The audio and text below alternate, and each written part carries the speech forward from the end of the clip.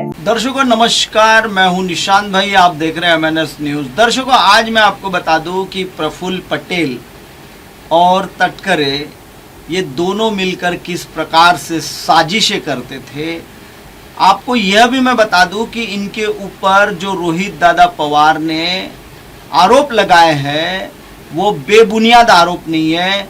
दर्शकों आपको बता दूं कि आखिर 2 महीने बाद हमारे जो हादसे में, विमान हादसे में जो हमारे उप मुख्यमंत्री थे अजित दादा पवार, इनका जो दुर्घटना हुई है, उस दुर्घटना की आखिरकार कर्नाटक राज्य के एक थाने में मामला दर्ज किया गया है, FIR लिखी गई है। और वही FIR, अभी आप जो FIR देख रहे हैं, यही FIR महाराष्ट्र के जो DG है उनके तरफ, ये कमिश्नर के तरफ भेजी गई है, यानी वो 0 FIR दर्ज की गई है।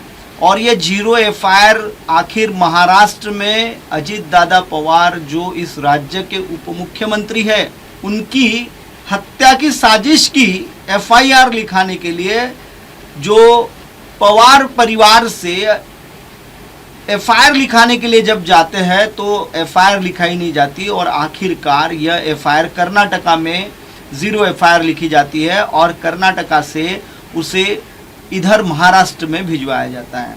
दर्शकों आपको बता दूं कि ये जो हादसा था, विमान हादसा था, इस विमान हादसे को 2 महीने लग गए। इस विमान हादसे के बाद जाकर कहीं यह पूरा जो मामला है वो दर्ज हो पाया है।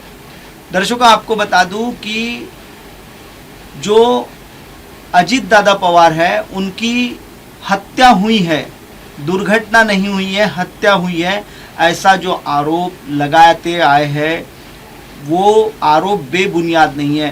प्रफुल्ल पटेल और तटकरे ये 2 पर बड़े संगीन आरोप लगते हुए आ रहे हैं, लेकिन जो प्रफुल्ल पटेल है और सुनील तटकरे जो है उनके ऊपर लगे जो आरोप है वो बेबुनियाद नहीं है। दर्शकों आपको बता दूं कि राष्ट्रवादी कांग्रेस जो पक्ष है, जो पार्टी है, उसे अपने कब्जे में करने के लिए पहले से ही सारी षड्यंत्र रचा गया था। और रोहित पवार ने एक लेटर दिखाया, मुंबई अधिवेशन में एक लेटर दिखाया रोहित पवार ने, और उस लेटर में लिखा हुआ है, जो पत्रकारों को उन्होंने वो लेटर दिखाया कि अजित दादा पवार के ठीक यानी जो 18 दिन बाद हादसा होता है 28 तारीख को, और 16 फरवरी को राष्ट्रवादी कांग्रेस पक्ष ने एक लेटर भेजा था, जो चुनाव आयोग है उसे यह पत्र भेजा था। उसमें प्रफुल्ल पटेल, सुनील तटकरे और बृजमोहन श्रीवास्तव, ये 3 लोगों ने हस्ताक्षर कर कर वो लेटर भेजा था और उसमें लिखा था कि पक्ष का संविधान बदला गया है और पक्ष के संविधान में संशोधन ये किया गया है कि जो कार्य अध्यक्ष है वो कार्य अध्यक्ष ही पूरे पक्ष का अधिकार रहेगा, ऐसा कहा गया था। लेकिन सुनेत्रा पवार और पार्थ पवार, इनको यह जो लेटर है यह नहीं दिखाया गया या नहीं बताया गया। और सुनेत्रा पवार ने जैसे ही राज्य का उप मुख्यमंत्री पद संभाला और अध्यक्ष पद संभाला पार्टी का, वैसा ही चुनाव आयोग को तत्काल उन्होंने लेटर लिखा कि जो पहला लेटर जो आया हुआ है वो लेटर को निरस्त कर दिया जाए।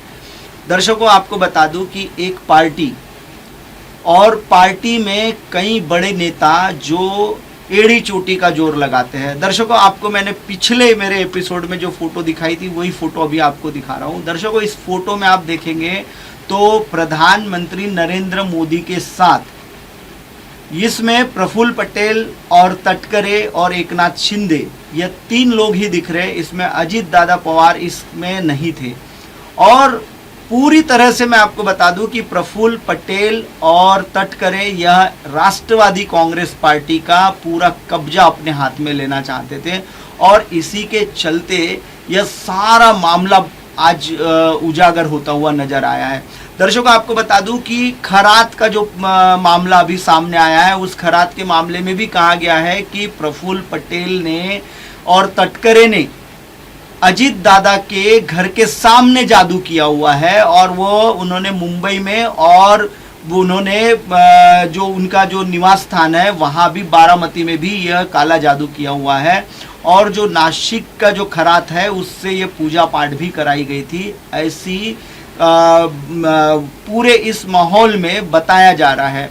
दर्शकों आपको बता दूं कि 28 तारीख को जो अजीत दादा पवार का प्लेन क्रैश होता है और उस प्लेन क्रैश में अजीत दादा की अकाली मृत्यु होती है और ऐसे में रोहित पवार उनके भतीजे लगातार निरंतर इस पूरे मामले की सहनिशा कर रहे हैं, सबूत दे रहे हैं, लेकिन महाराष्ट्र सरकार एफआईआर लिखने को तैयार नहीं थी। लेकिन आखिर अब एफआईआर लिखी गई है तो कहीं ना कहीं अभी ये पूरे मामले में अजीत दादा पवार के इस हत्या के पीछे की कड़ी सुलझती नजर जरूर आएगी।